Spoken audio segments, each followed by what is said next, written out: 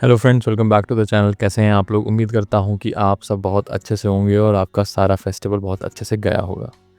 देखिए, कल का मैं वीडियो नहीं बना पाया था क्योंकि अभी भी मेरे पास हार्डवेयर चैलेंजेस हैं। वो जो मैंने पार्ट्स मंगाए हैं अपने सिस्टम के, वो अभी आए नहीं हैं और जो ख़राब पार्ट्स हैं उनकी वजह से सिस्टम चल नहीं पा रहा है। और अभी भी मैंने वही लैपटॉप है वो एक दोस्त से मांगा हुआ है और उसका भी सेटिंग करने में ये करने में बहुत इशू हो रहा है। तो अभी देखिए 27th है डिलीवरी मेरे पार्ट्स की, तो फिर वो पार्ट्स आता है तो 27 के बाद एक अच्छे से कंटिन्यूस वीडियोस वैसे भी रहेंगे। मैं ट्राई करूँगा कि आपसे इंटरेक्ट करता रहूँ बीच में भी। तो मार्केट आज का वही रहा कि लेवल्स के नीचे आया और उसके बाद नीचे चलता चला गया। आइए चलिए स्क्रीन पर चलते हैं। आज की वीडियो बहुत डिटेल होगी, बहुत अच्छी होगी, क्योंकि हम बात करने वाले हैं वीकली डेटा की, हम बात करने वाले हैं डेली डेटा की, और हम बात करने वाले हैं नेक्स्ट पूरा वीक किस हिसाब से जा सकता है, क्योंकि ये एक मंथली एक्सपायरी वीक है तो थोड़ा वोलेटाइल हो सकता है। बहुत इंपॉर्टेंट लेवल्स भी आने वाले आ गए हैं नीचे की साइड में, तो अगर उनको क्रॉस करता है तो नीचे की साइड जाने के इसके चांस बहुत ज़्यादा है। अगर उसको क्रॉस नहीं करता है तो वापस रिबाउंड करने के चांस ज़्यादा है। अभी जो कैंडल बनी है ये भी मैं आपको दिखाऊंगा कि वो कैंडल पहले भी बनी थी एक बार, अभी 2-4 दिन पहले ही। तो मैं आपको दिखाऊंगा, आप देखते हैं एनालाइज करते हैं, है ना। हालांकि वीकली में बहुत डेंजरस बन गया है चार्ट, तो अगर let's see how it turns out. ठीक है ना, चलिए आइए स्क्रीन पे चलते हैं और सब अच्छे से FID डेटा ADR सब अच्छे से डिसाइड करते हैं, देखते हैं ये। चलिए, तो देखिए जो हम लोग का ब्लॉग ब्लॉग कह रहा हूँ, ये जो वीडियो हमारी तो देखते आ रहे हैं उनको पता होगा कि हमने एक ऐसे एक लेवल बनाया था इस लाइन का। तो जैसे ही इस लेवल में अंदर आया होगा तो उसने ट्रेड लिया होगा इस यहाँ तक का, तो अच्छा सा ट्रेड लिया होगा। और जिसने इसके भी क्रॉस होने पर ट्रेड लिया होगा तो उसने भी अच्छा लिया होगा। मैंने साफ कहा था कि इसकी ओपनिंग तक आ सकता है, तो इसकी ओपनिंग तक आया था। ये सब डिस्कशन मेरा कल की वीडियो में नहीं बट उससे पुराने वीडियोज़ में हो चुका है। तो अगर किसी ने ऐसा कुछ किया होगा तो बहुत अच्छा है, वेल एंड गुड, और बहुत अप्रिशिएबल काम है कि आप मेरी वीडियोज़ अच्छे से सुन रहे हैं, अच्छे से देख रहे हैं। ठीक है, अब देखिए, अब मैं आपको दिखाता हूँ वीकली चार्ट, है ना। वीकली चार्ट में क्यों बोल रहा हूँ डेंजरस बना है, क्योंकि वीकली चार्ट में एक तरीके से ये समझ रहे, ये जो कैंडल है ना, ये जो डॉजी बनी है, ये डॉजी मतलब it is not good Doge, समझ रहे हो। इसमें ऐसा हो सकता है कि शायद नेक्स्ट वीक अगर अगर गंदा होना हुआ तो इतना पूरा वीक भी गंदा हो सकता है। बट सिर्फ वीकली में ऐसा है क्योंकि वीकली में आप देखेंगे कि ऐसा कुछ ओवरसोल्ड नहीं है ना, या ओवरबॉट, सॉरी ओवरबॉट नहीं है। तो मेरे हिसाब से अभी अभी इतना इतना प्रीमेच्योर डिसाइड करना ठीक नहीं होगा वीकली चार्ट, जबकि वीकली चार्ट बहुत अच्छा नहीं है, नो डाउट बहुत अच्छा नहीं है। ठीक है ना। और डेली चार्ट अगर देखोगे तो डेली में थोड़ा सा, जो मैं आपको बता रहा था ना कि कैंडल ये पहले भी बनी है। अभी क्या होता है कि मैंने आपको जैसा बताया है कि अगर आपको मार्केट स्ट्रेंथ देखनी होती है तो इसको ऐसे ऐसे बंद होती है मार्केट स्ट्रेंथ में। अगर ये रिवर्स ऐसा दे रहा है थोड़ा सा, तो उसके नेक्स्ट वीक कुछ भी हो सकता है। जैसे आप यहाँ देखो ना, यहाँ पे मैंने आपको वही चीज़ एक्सप्लेन करी थी कि अगर ये ऐसे बन जाता ना पूरा, तो नेक्स्ट में ऐसे नीचे करके बनता वो। ठीक है, बट वो ऐसा नहीं हुआ क्योंकि जो बायर्स हैं उनने यहाँ से ऊपर मार्केट पुश कर दिया और उसके बाद इसका लो नहीं टूटा। तो आपको ये ध्यान रखना है कि इसका लो नहीं टूटना चाहिए अगर मार्केट को मतलब ऊपर की तरफ जाना है। अगर मार्केट को नीचे की तरफ जाना है तो इसका लो टूटेगा। ठीक है, इसका लो टूटेगा तो काफ़ी गिरावट भी आ सकती है। और इसका लो भी नहीं, लमसम मान लो कि आप, जैसे ये इसका लो है 720, बट जो मेजर सपोर्ट होगा वो आपका आएगा अराउंड, वैसे 720 के नीचे नहीं जाना चाहिए, बट 720 भी अगर टूट गया तो 460 के आसपास एक अच्छा सपोर्ट आएगा, समझ रहे हो। तो आपको वैसा करना है कि अगर ये टूटा भी तो कहाँ तक जाएगा, अगर ये नहीं टूटा तो हो सकता है कि वापस ही ऊपर की तरफ चल दे। हालांकि मार्केट में थोड़ा सा हो सकता है कि ऊपर नीचे कुछ मामला हो, तो वो आपको ध्यान रखना पड़ेगा। ठीक है ना। तो हमने वीकली तो अच्छे समझ लिया, डेली अच्छे समझ लिया, है ना। हालांकि मामला देखो यहाँ पे उतना नेगेटिव नहीं है, बट RSI में देखो ओवरबॉट है ना।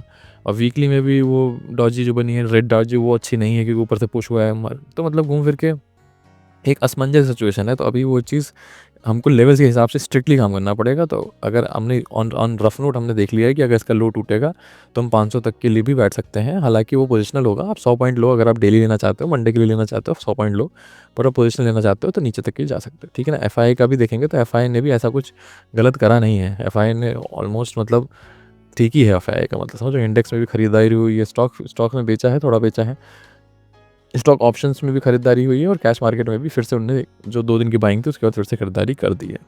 ठीक है ना। यहाँ पे टोटल में पॉजिटिव में है। DI ने थोड़ी कम खरीदारी करी है, सपोर्ट किया नहीं मार्केट को, इसलिए मार्केट नीचे गिर गया क्योंकि बहुत ऊपर मार्केट चल रहा है ना। तो टोटल एक तरीके से खरीदारी ही है। तो मतलब ऐसा डेटा भी नेगेटिव नहीं है, चार्ट भी बहुत नेगेटिव नहीं है, चार्ट नेगेटिव है बट बहुत नेगेटिव नहीं है ना। तो मामला है कि हाँ शायद मामला बचा ले जाए, है ना। अब यहाँ पे भी आप देखोगे कि यहाँ पे भी इनडिसाइसिव है और ये 3 इनडिसाइसिव हैं। यहाँ पे देखो मीडियम बुलिश या मीडियम बेयरिश। अब भाई आदमी क्या सोचे, समझ रहे हो। तो इसीलिए ये थोड़ा सा मामला थोड़ा सा कन्फ्यूजिंग है। यहाँ पे भी आप देखोगे, यहाँ तो इनने कॉल सेल किया है, पुट बाय किया। कॉल सेल का मतलब है कि बहुत ज़्यादा नीचे नहीं देख रहे हैं, बट हाँ पोजिशनली वो नीचे देख रहे हैं, ठीक है। बट आप यहाँ देखो ना, पुट बाय किया है। अब यार ये तो इनने बेरिश बना दिया। अब यहाँ पे देखो फ्यूचर्स में खरीद लिया है, समझ रहे हो। यहाँ पे देखो, यहाँ पे बार्स में ऐसे कुछ चेंजेस नहीं आए हैं, बट यहाँ पे देखो बार्स में कमी आई है। इसका मतलब है कि ये जो बार्स की कमी आती है तो इसका मतलब ये पॉजिटिव हो रहा होता है मार्केट। तो यार ये मतलब ऐसा है कि देखो एक दिन ही इनने बाय सेल किया था और यहाँ पे देखो बाय करना स्टार्ट कर दिया इन्होंने फिर से, है ना। तो मार्केट का इन मतलब साइडवेज टू पॉजिटिव हो सकता है, जब तक वो जो मैं लो बता रहा हूँ वो लो ना टूटे, तो साइडवेज टू पॉजिटिव हो सकता है, ठीक है ना। ऑप्शन चेन की बात करें तो ऑप्शन चेन पे भी आप देखोगे 26,000 पे बहुत तगड़ा रेजिस्टेंस है, बट हालांकि 24,000 25,500 पे अच्छा सपोर्ट है। उसके बाद जो अच्छा सपोर्ट है वो 700 पे है, जो कि लो है हमारा, ठीक है। 720 के आसपास लो होता है, अगर राउंड फिगर ले लो तो 700 लो है। तो 700 पे अच्छा सपोर्ट है, तो लोग ये सोच रहे हैं कि शायद 700 के नीचे ना जाए, ठीक है ना। उसके नीचे गया तो वही 500 है अपना नेक्स्ट सपोर्ट, ठीक है ना। वो तो आपने देख ही लिया। और एडियाज चेक कर लेते हैं। एडियाज भी कुछ खास नहीं है, 1% भी नहीं है मूव, तो इसको हम साइडवेज मानेंगे।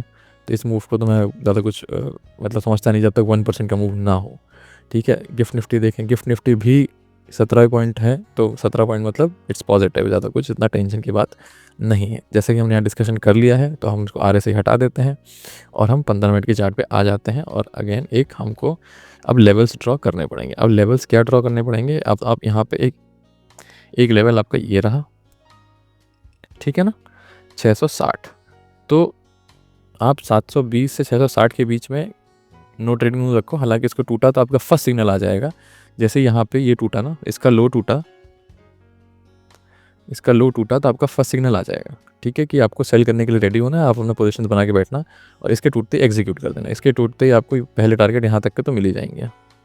ये क्या है मैं आपको बताता हूँ क्या है।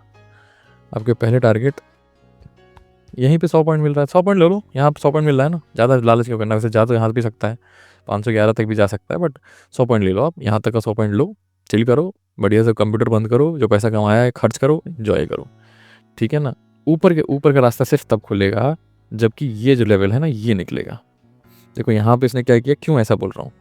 अब यहाँ पे इसने जब ये लेवल तोड़ा तो इसको रीटेस्ट किया, फिर नीचे गया। इसका मतलब है कि ये लेवल एक इंपॉर्टेंट लेवल बन चुका है। अब ये जब टूटेगा तभी ऊपर की तरफ जाएगा मार्केट। अब ये टूटेगा तो ऊपर की तरफ कितना जा सकता है मार्केट, ऊपर की तरफ यहाँ तक तो जा सकता है। जैसे ये सब लेवल्स है ना, ये देखो यहाँ से पुश आए हैं तो यहाँ तक जा सकता है, ठीक है।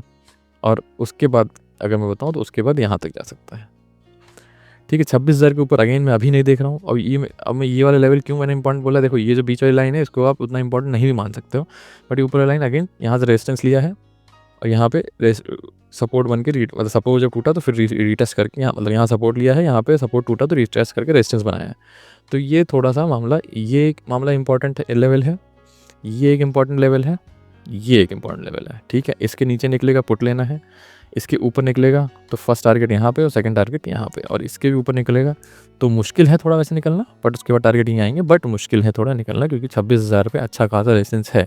तो यहाँ से एक रिजेक्शन आ सकता है, वो ट्रेड करना चाहो तो करो, वरना अगर आपने कमा लिया हो तो चिल करो, ज़्यादा टेंशन मत लो। क्योंकि 26,000 भी टूटा तो फिर शॉर्ट कवरिंग होगी, तो वो तो बाद का बाद दिखा जाएगा। अभी तो मुझे ऐसा लगता नहीं है कि 26,000 कल में टूटना चाहिए, ठीक है। ये लेवल टूटेगा तो 26,000 तक जा सकता है, और ये लेवल मतलब ये नो ट्रेडिंग जोन रखना, क्योंकि इसमें अगर ऐसा रहा साइडवेज हो सकता है। अगर ये नीचे टूटा तो आपका 100 पॉइंट कहीं नहीं गए, ठीक है ना। ऐसे रखो मार्केट को, बहुत बढ़िया है, अच्छे से करो, हैप्पी ट्रेडिंग, है ना। और कैसा अपना, और कमेंट्स नहीं कर रहे हैं आप लोग, मैं देख रहा हूँ, कमेंट्स करिए और सब्सक्राइब बटन दबाइए यार।